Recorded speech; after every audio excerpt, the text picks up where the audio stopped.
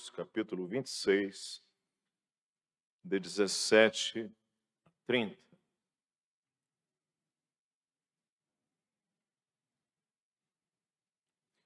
Eu vou pedir que você mantenha o texto bíblico aberto, porque farei uma exposição em 3 partes. Mateus 26, de 17 a 30. Muitas das nossas celebrações, elas gravitam, elas giram em torno de um evento relacionado a uma pessoa. É assim, por exemplo, quando nós nos reunimos para celebrarmos um aniversário. Nós estamos ali e o motivo é aquela pessoa. É aquela oportunidade que Deus dá àquela pessoa de mais um ano de vida. E nós, assim, nos alegramos por tê-la conosco.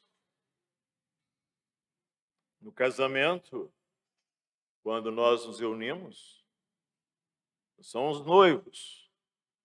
Se bem que em nossa cultura o noivo fica assim meio que coadjuvante. O que todo mundo aguarda na hora que abre a porta é a noiva, não é? Mas nas celebrações de casamento, estamos ali por causa daquele casal. 2 famílias, amigos. Na formatura, Deus me deu o privilégio de participar de momentos de formatura de nossas 2 filhas. Foram momentos felizes. Vieram até avós participar. Foi um momento alegre. A gente tira fotos que marcam uma vitória. Alguns pais, como alguns que sei aqui desta igreja, educaram seus filhos com muitas lutas. E quando veem os seus filhos se formando, se alegram, sentem a vitória. Vitórias específicas, né? No trabalho. Me lembro tempos atrás, quando nosso irmão Luiz, recentemente falecido, recebeu aqui da aeronáutica, do CTA, o comando local, uma medalha. Toda a família se alegrou, todos nós nos alegramos com ele. E algumas festas e algumas reuniões, não sei se assim acontece ou aconteceu na família de alguns de vocês, algumas festas, elas parece que se tornam diferentes. Tem uma certa qualidade quando algumas pessoas ali estão. Na casa de meus falecidos avós, nós não tínhamos o jantar de Natal, nós tínhamos o almoço de Natal no dia 25. Não me perguntem por que as coisas eram assim, eu não sei dizer, só sei que era assim. E nós almoçávamos ali no Natal e nós íamos para lá, e o meu avô estava vivo, e o fato dele estar ali, daquele jeito, com aquela personalidade, nos acolhendo, com algumas brincadeiras bem simples, uma palavra daquele jeito, um olhar, aquilo fazia com que a gente... E ele gostava muito de Coca-Cola, ele ainda não havia conhecido o nosso irmão Carmen, por exemplo. Então, ele era assim, não é? Gostava dessas coisas. E nós ali nos alegrávamos com ele. Era um momento especial. Depois que ele faleceu, não era mais a mesma coisa.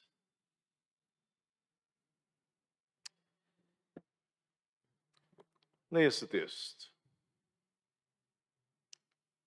Parte do verso 17 do capítulo 26.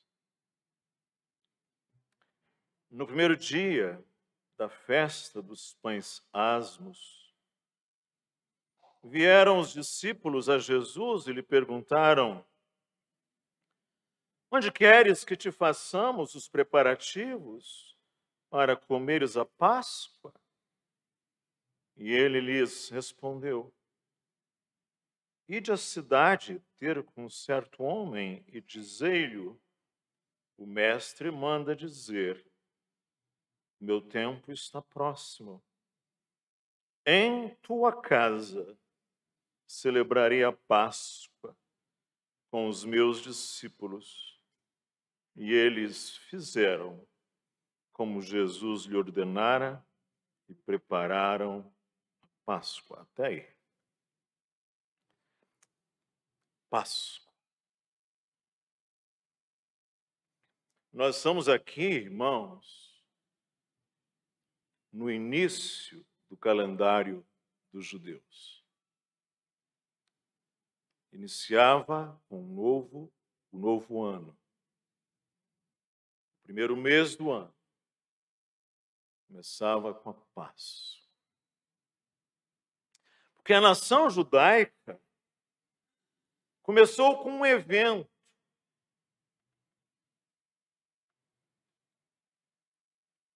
Claro, lá atrás havia a promessa aos patriarcas, a Abraão, a Isaac, a Jacó, a José, mas a nação judaica propriamente dita começou com um evento. E o calendário judaico diz para nós que o primeiro mês, até o dia 14 do calendário judaico, tem a Páscoa. O ano de 2023 corresponde ao ano de 5.783 do calendário judaico, que teve início em 26 de setembro de 2022, que se estenderá até 15 de setembro de 2023, e a partir do pôr do sol do dia 15 de setembro de 2023, terá início o ano 5.784, que terminará em 2 de outubro de 2024. E aqui, o mês chamado Nissan, ou Abib,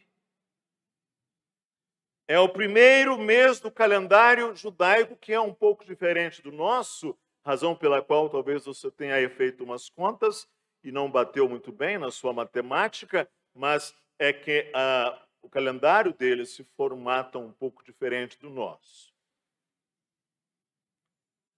Páscoa. Foi assim que a nação judaica começou. Foi assim que Deus tirou Israel do jugo dos egípcios. Foi assim que Deus determinou redimir aquele povo. E no livro de Êxodo se diz: este mês vos será o principal dos meses. Será o primeiro mês do ano. Falai a toda a congregação de Israel, dizendo: aos 10 deste mês, cada um tomará para si um cordeiro, segundo a casa dos pais, um cordeiro para cada família. Mas, se a família for pequena, para um cordeiro, então convidará ele o seu vizinho mais próximo, conforme o número das almas, conforme o que cada um puder comer, e por aí calculareis quantos bastem para o cordeiro. E o cordeiro, observe, será sem defeito, macho de 1 ano. Podereis tomar um cordeiro ou um cabrito e o guardareis até o 14º dia, deste mês, e todo o ajuntamento da congregação de Israel o imolará no crepúsculo da tarde. Tomarão do sangue e o porão em ambas as ombreiras e na verga da porta, nas casas em que comerem naquela noite. Comerão a carne assada no fogo, com pães asmos, ou seja, sem fermento, e ervas amargas a comerão. E mais, não comereis do animal nada cru, nem cozido em água, porém assado ao fogo, a cabeça, as pernas, a fressura, nada deixareis dele até pela manhã. O que, porém, ficar pela manhã, queimá-lo-eis. E desta maneira o comereis: corpos vestidos, aqui a versão minha diz, lombos cingidos, corpos vestidos, sandálias nos pés e cajado na mão. Comê-lo-eis à pressa, é a Páscoa do Senhor. Ou seja, eles viviam naquela noite, depois de terem assado, aliás, depois de terem borrifado o sangue nas ombreiras e nos umbrais das portas, comerem ali aquele cordeiro assado no fogo. E eles deveriam comer assim, prontos para a viagem. O ancião que tivesse ali amparado no seu cajado, que tivesse o seu cajado consigo. As puérperas que tivessem amamentando os seus bebês, que tivessem os seus bebês amamentados. Os doentes e deficientes físicos com as suas macas já preparadas. Ou seja, eles deveriam estarem todos, assim como nós dizemos hoje, de malas prontas, como quem está seguindo para o aeroporto. Comer a Páscoa assim. O animal será assado ao fogo. E naquela noite foi proibido comer alimento fermentado. Nada de fermento. Ali naquele caso, não havia tempo para esperar o fermento crescer. E além do que, aqui tem uma questão simbólica também, porque o fermento tem a característica da impureza, mas não é esse o ponto aqui que quero chamar a atenção por enquanto. Eles deveriam comer às pressas. Não tinha tempo de esperar a massa crescer. Era o pão asmo. Sangue em ambas as ombreiras e na verga das portas da casa. O anjo passaria sobre o sangue do cordeiro, aplacaria a ferida de morte naquela casa, respeitando o sangue. Na casa dos egípcios, mortes e tragédias. Na casa dos israelitas, comendo a Páscoa, com sangue nas testeiras, a morte preservava, poupava. E assim tem-se a redenção daquela nação. Ali nasceu uma nação, a ponto de que na manhã seguinte todos saem, já levando suas coisas, seus bebês, seus velhos, seus doentes, seus deficientes físicos, todos saem, porque a vida era difícil, a vida era dura, saem. E ainda no deserto, no segundo ano de sua saída do Egito, lá no deserto, naquele lugar inóspito, árido, difícil. No primeiro mês, os israelitas celebraram a Páscoa. E foi assim.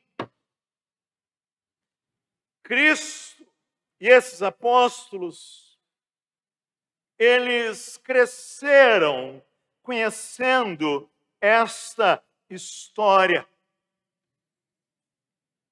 Eles já sabiam de cor, eles já sabiam por prática. Anualmente eles celebravam a Páscoa, desde que eram meninos.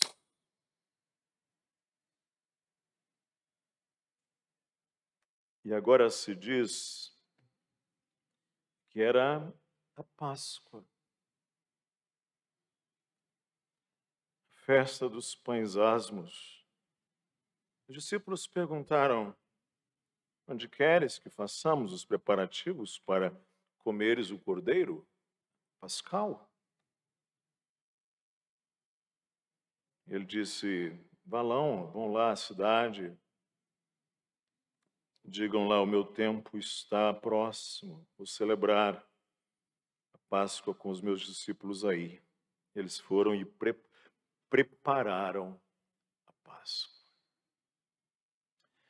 O livro de Marcos, relatando esse mesmo episódio, diz que quando se fazia o sacrifício do cordeiro pascal, Jesus diz: onde hei de comer a Páscoa com os meus discípulos? E aqui ele diz, no verso 18, o meu tempo está próximo. Mas sabe uma coisa que me impressiona bastante? É como ele diz no Evangelho de Lucas. Ele diz aos discípulos: tenho desejado ansiosamente comer convosco esta Páscoa, antes do meu sofrimento. Que extraordinário é isto! Que coração é este de nosso Senhor Jesus Cristo? Ele sabe que é a última Páscoa dele. Ele sabe. E ele diz: eu tenho desejado ansiosamente comer convosco esta Páscoa. E ele diz: antes do meu sofrimento, antes. Mas é que ele está se referindo à cruz, porque ele já está sofrendo. Aliás, o Evangelho de João diz que angustiou-se Jesus em espírito. Oh, e que coisa é esta? Que já angustiado, que já triste, que ele ainda deseje celebrar a Páscoa com os seus discípulos. E que coisa é esta que ele ainda deseja partilhar de si com os apóstolos? Que ele deseja estar com aqueles a quem ele amou e amou até o fim, mesmo nesse sofrimento. Que Cristo maravilhoso é esse, que consegue desejar partir o pão, comer o cordeiro, depois partir o pão, depois partir o vinho, com os seus apóstolos, mesmo debaixo dessa angústia terrível e desta antecipação do seu sofrimento. Esse é um Cristo maravilhoso.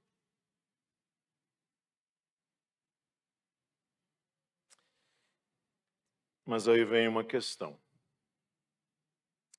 É a questão da unidade. Vamos ver os versos de 20 a 25. Chegada a tarde, significa que o sol já se pôs, ok? O sol já se pôs, e para o judeu, o dia começa com o pôr do sol. Não é o dia literalmente, porque o judeu não chama a noite de dia, mas na contagem começa após o pôr do sol. Chegada a tarde, pôs-se ele à mesa com os 12 discípulos. E enquanto comiam, declarou Jesus: em verdade vos digo que um dentre vós me trairá. E eles, muitíssimos contristados, começaram um por um a perguntar-lhe: porventura sou eu, Senhor? E ele respondeu: o que mete comigo a mão no prato, esse me trairá.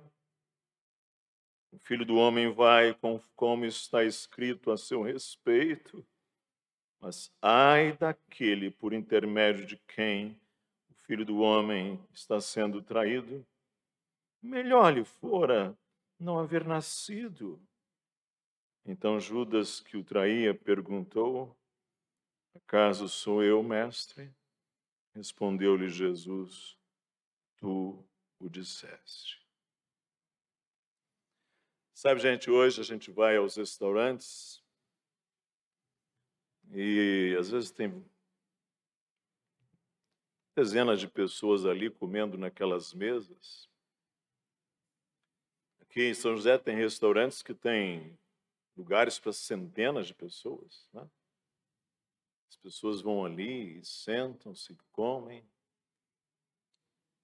E cada um come e vai para casa, porque nós vamos ali para comer,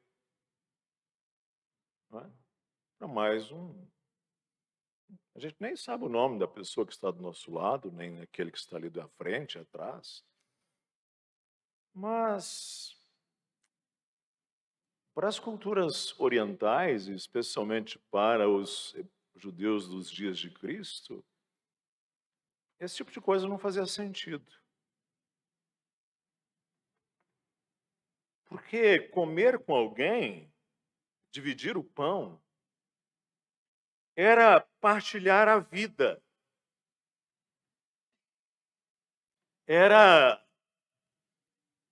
partir o pão, por isso Jesus fala o pão nosso, partir, conceder lugar à mesa, era alguma coisa muito significativa de unidade.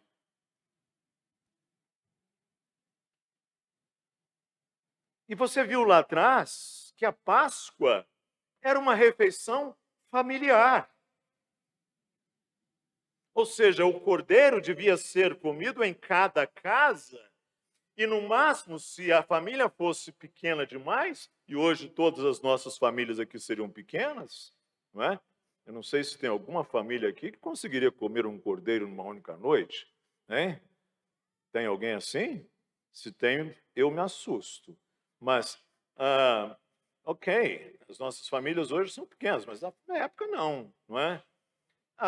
Comia-se ali, na casa.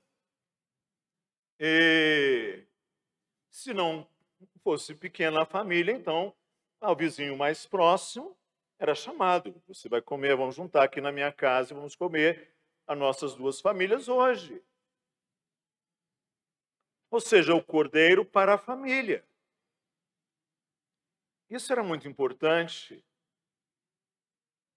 porque expressava com aquele sangue ali aspergido, com aquela confiança, com aquelas candeias acesas, com o cheiro do cordeiro ali assado, esfumaçado, com aquelas ervas amargas, e aquela gente toda com o coração direcionado ao propósito do êxodo, da saída, todo mundo com o mesmo objetivo, todo mundo em demanda, todo mundo em direção a uma peregrinação, um coração só, uma alma só, mas ali estava, naquela casa, uma fé, uma unidade de alma, uma unidade de coração, uma unidade de propósito, uma unidade, como aliás os apóstolos repetem, uma unidade na verdade. Aliás, a melhor maneira da gente estar unido é na verdade.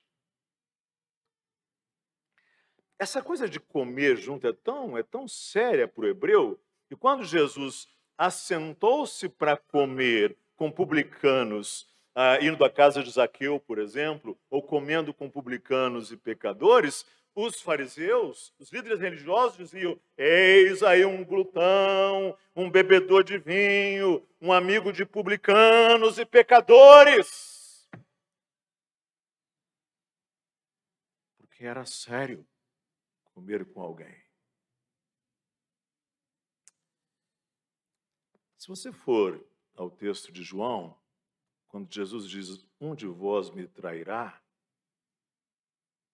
Jesus diz assim, eles perguntaram: acaso sou eu, Senhor? Quem é? Quem é? Quem é? Olha como diz o texto. É aquele a quem eu der o pedaço de pão molhado. Tomou, pois, Jesus um pedaço de pão e, tendo-o molhado, deu a Judas, filho de Simão Iscariotes. E após o bocado, imediatamente entrou nele Satanás. Em Judas, entrou nele. Então disse Jesus: o que pretendes fazer, faze-o depressa. Nenhum, porém, dos que estavam à mesa percebeu o que fim lhe dissera isso. Pois como Judas era quem trazia a bolsa, Judas era o tesoureiro, não é? Daquele grupo de 13 pessoas, era Judas quem carregava a bolsa e administrava os recursos. E aí alguns entenderam assim, que Jesus disse: sai lá e vai comprar alguma coisa que nós precisamos para a festa, entenderam? Isso que eles entenderam. Compra o que precisamos para a festa, ou lhe ordenara que desse alguma coisa aos pobres, porque na Páscoa também se fazia doação aos pobres. E ele, tendo recebido o bocado, diz a palavra de Deus, ele saiu logo, e era noite. Era noite. Então, eu queria dizer para você que, no texto que nós vamos ler agora, na terceira parte, Judas não está. O diabo já entrou nele, ele já saiu.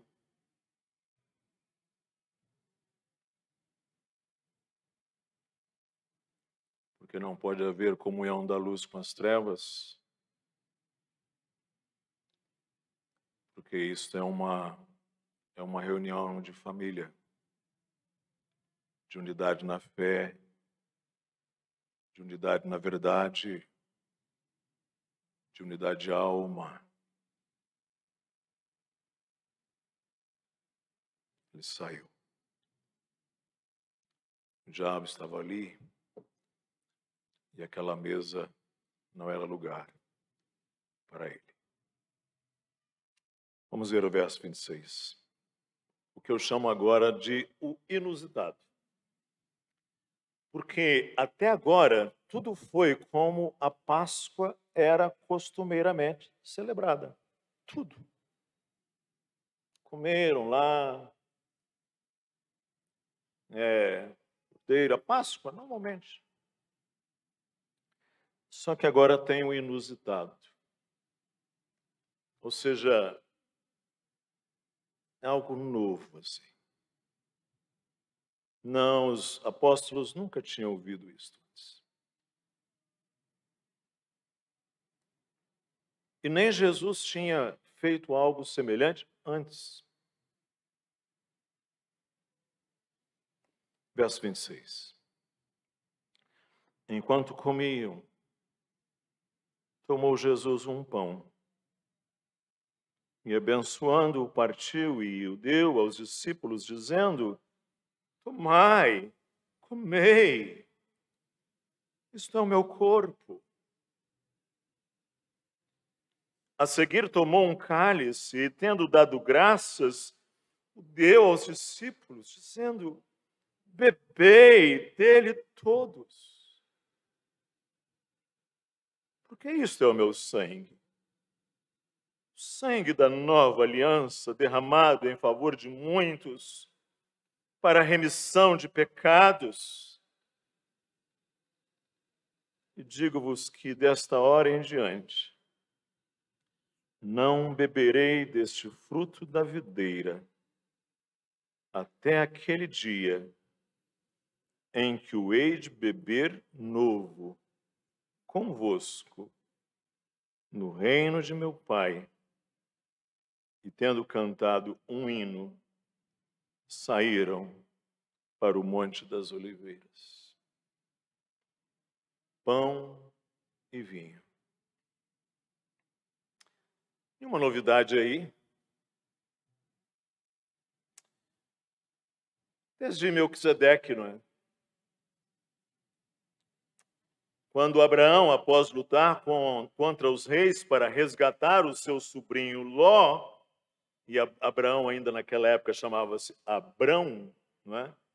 Veio Melquisedeque, rei de Salém, sacerdote, figura enigmática, que é, por assim, também uma prefiguração, tipo do Senhor Jesus Cristo. Veio Melquisedeque e trouxe pão e vinho para Abraão, e abençoou Abraão, e Abraão lhe pagou o dízimo de tudo. Melquisedeque já trouxera pão e vinho ao Pai de Jesus Cristo e dos apóstolos. Eu abençoara. E no deserto, Moisés clamou e Deus mandou o pão. Caía a noite, maná. E eles foram alimentados pelo Senhor. E Jesus Cristo mesmo já realizara 2 multiplicações de pães. Vejam aqui, é um alimento comum. Não nosso, necessariamente, porque o nosso alimento mais comum é arroz e feijão, penso eu, mas é um alimento comum aqui. Trigo, cereais, videira, que eram cultivos milenares dessa gente. Cereais e a videira eram cultivos milenares. E talvez você vai perguntar assim, pastor Gilson, era vinho mesmo isso aqui? Eu preciso dizer que, sim, era vinho. As formas e as regras não necessariamente tão simples assim. Sim, não, tem uma certa complexidade aí que não é o caso de eu trazer agora, mas era vinho mesmo, a ponto que lá em Corinto, diz a palavra de Deus que alguns se embriagavam.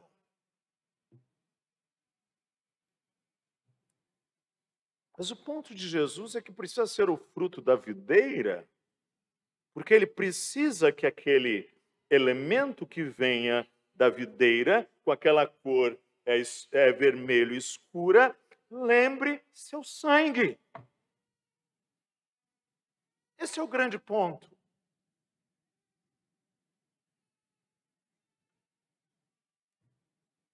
Eu disse lá no início sobre as celebrações que gravitam, que giram em torno de evento relacionado a uma pessoa. E me lembrei de uma história que me contaram, que o aniversário de 1 ano de uma criança, de um menino, todos estavam celebrando e ali comendo os salgados e doces, bebendo as bebidas do aniversário de 1 ano, até que de repente alguém pergunta: e onde está o menino aniversariante? E foram encontrá-lo no berço, todo enrolado em lençóis, quase morrendo asfixiado.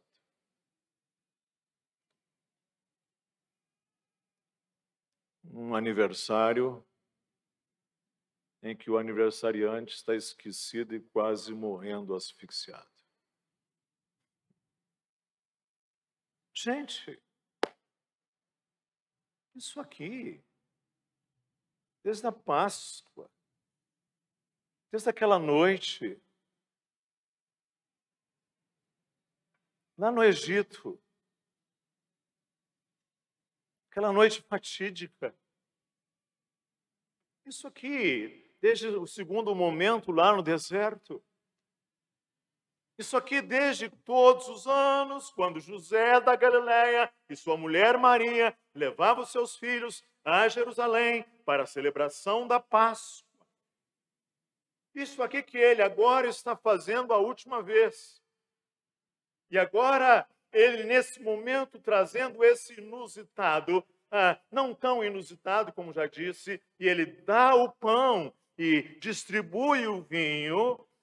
Gente, tudo isto era dele. Tudo isto era por ele. Tudo isto era acerca dele.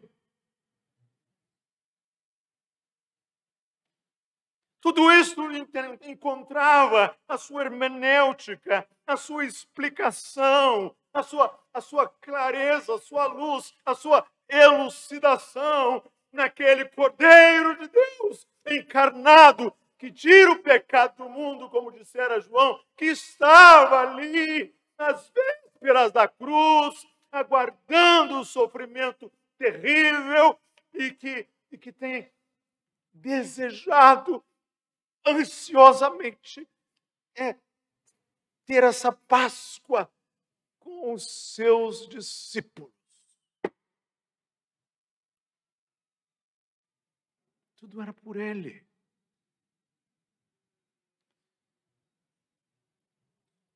Porque não faz sentido, gente. Se o Cordeiro não estiver no centro, o Cordeiro tem que estar no centro. Isso aí não é um ritual em que a gente vê lá as pessoas repetindo aquilo com frases que não têm sentido algum, sabe-se lá. Não, isto é uma realidade viva. E é importante a unidade familiar nascer. Ela é muito importante. O apóstolo Paulo fala sobre isso, 1 Coríntios 5, de 7 a 8, ele diz assim: lançai fora o velho fermento. Está falando aqui o velho fermento, não apenas de elementos da antiga aliança, né, mas as impurezas, as coisas da vida antiga, velha, para que sejais nova massa, como sois de fato sem fermento. Pois também Cristo, nosso Cordeiro Pascal, foi imolado. Por isso celebremos a festa não com o velho fermento, agora observe, nem com o fermento da maldade e da malícia, e sim com os asmos da sinceridade e da verdade. Ou seja, nós precisamos, como povo de Deus, reunidos, e particularmente no momento em que nós estivermos nos lembrando de Cristo, celebrarmos não com o fermento da maldade e da malícia. Que o Senhor tire isso do nosso coração, que isso seja queimado, que isso seja lançado fora, como diz aqui o apóstolo Paulo, lançai fora o velho fermento, mas sim que nós celebremos com os asmos da sinceridade e da verdade. Porque é uma coisa de família, é uma coisa de verdade, de unidade na verdade. Lembra-nos, não é, irmãos, a nossa redenção pelo sangue, lembra-nos que todos nós fomos redimidos pelo sangue. E tem uma coisa extraordinária nesse texto que termina dizendo que Jesus cantou, que o hino, o texto diz um hino, mas muito provavelmente a ode, que geralmente cantava-se ao final do momento da Páscoa, e ele canta. E isto é nosso. Isto é uma coisa nossa. Porque nós cantamos. Cantamos mesmo no caminho da cruz, nós cantamos. Paulo e Silas, ali à meia-noite em Filipos, com pés e mãos, no cárcere interior, algemados, cantavam ao Senhor. De sorte que os demais presos os ouviram, impressionados. Esse Cristo que canta, indo para a cruz, irmãos. Esse Cristo que se dá por nós. Porque na hora do sofrimento, a gente não quer se dar pelo outro. Sabe o quê? Quando a gente tem uma dorzinha de dente, o que a gente quer é resolver o nosso problema. Sai da frente de todo mundo que eu preciso resolver isso aqui. No sofrimento, a gente é muito pouco solidário, muito pouco empático, muito pouco... Não, sofrimento é um negócio, sai da frente. Porque eu preciso resolver isso aqui. Mas ele se dá.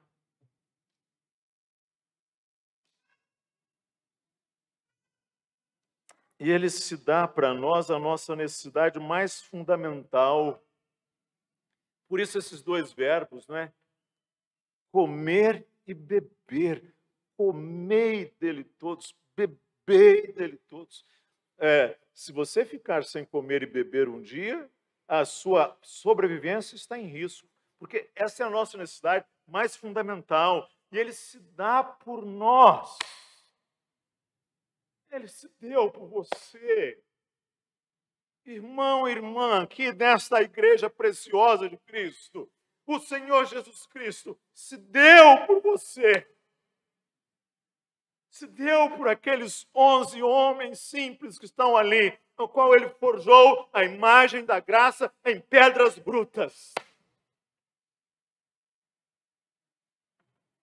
E a gente não deve se esquecer disso. Por isso que ele diz, fazer isto sempre, sempre, todas as vezes, em memória de mim. E a gente não deve deixar de lado esse privilégio. Eu queria dizer isso aos irmãos. Nunca deixe, nunca negligencie participar da Santa Ceia do Senhor. É sinal de que a sua sensibilidade está... A sua sensibilidade espiritual, os seus olhos estão carentes, estão dormentes. Não devemos deixar de lado esse privilégio, esse dever de nos lembrarmos disso tudo, dessa centralidade da nossa fé, juntos. Lembrarmos que nós, pecadores que somos, estamos agora aqui, nessa mesa de Cristo, como estavam ali João e Pedro, e os Boanerges, os filhos do trovão, estavam os pecadores ali, mas estavam com Ele.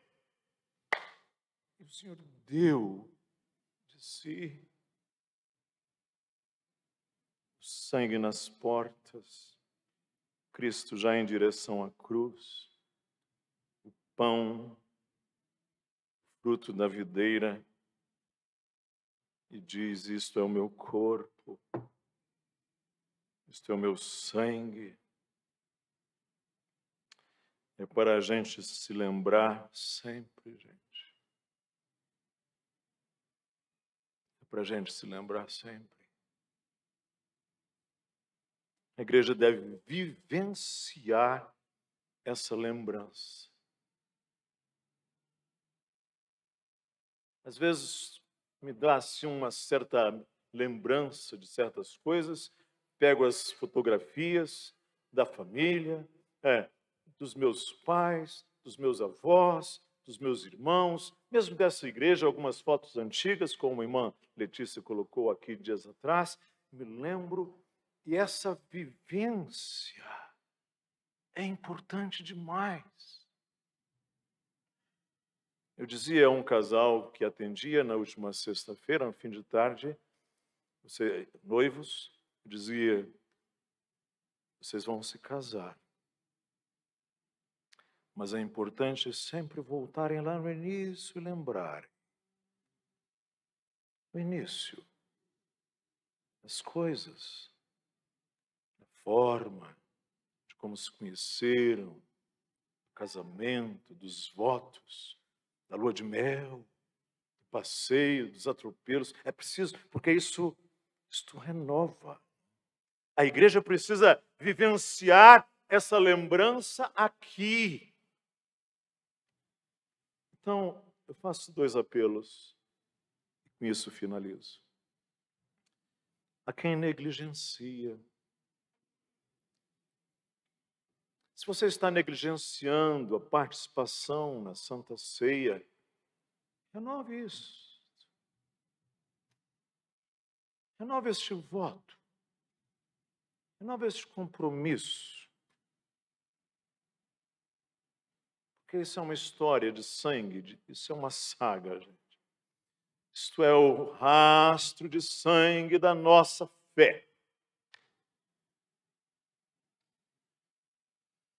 E a você, que ainda não professou fé salvífica no sangue justificador de Cristo, e ainda não participa deste momento da família da fé, eu queria fazer um convite a você. Você que está aqui, você que vai ouvir essa palavra depois pela internet, você que vai ouvi-la aí, gravada. Coloque-se debaixo da proteção do sangue,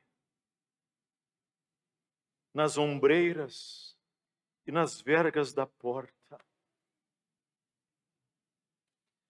De tal maneira que a sua confiança, como a daquele israelita, não esteja em você e na sua família frágil dentro daquela casa, mas a sua confiança esteja naquele sangue da promessa colocado ali na testeira, que o anjo destruidor, no seu morticínio, observa e respeita e aplaca-se. Não é sua virtude, é desse o sangue apenas. Uma confiança total em Cristo. Porque isto é o meu sangue. O sangue da nova aliança, derramado em favor de muitos, para a remissão de pecados. Vamos falar com o nosso Pai. Senhor, nós precisamos nos lembrar dessas coisas. Nós somos pessoas esquecidas. Não esquecidas só porque a nossa memória é fraca. Esquecidas porque o nosso coração ele nos distancia das coisas importantes. E nós nos queremos nos lembrar de Jesus Cristo, Senhor, nesta hora. Nós não queremos chegar nesta mesa que tantas vezes, mensalmente, aqui chegamos, como se fosse uma coisa banal, mas nós queremos nos achegar a essa mesa como os apóstolos naquela noite. E com aquele senso de expectação, de assombro que teve Moisés quando viu o Senhor em cima da sarça que não se consumia. Nós te pedimos, Senhor, livra-nos destas coisas mecânicas e triviais e faz com que a Páscoa e Cristo, nosso Cordeiro Pascal, e o seu corpo e o seu sangue simbolizados, representados nestes elementos, sejam uma vivência viva para cada um de nós aqui. É o que te pedimos em Cristo Jesus. Amém.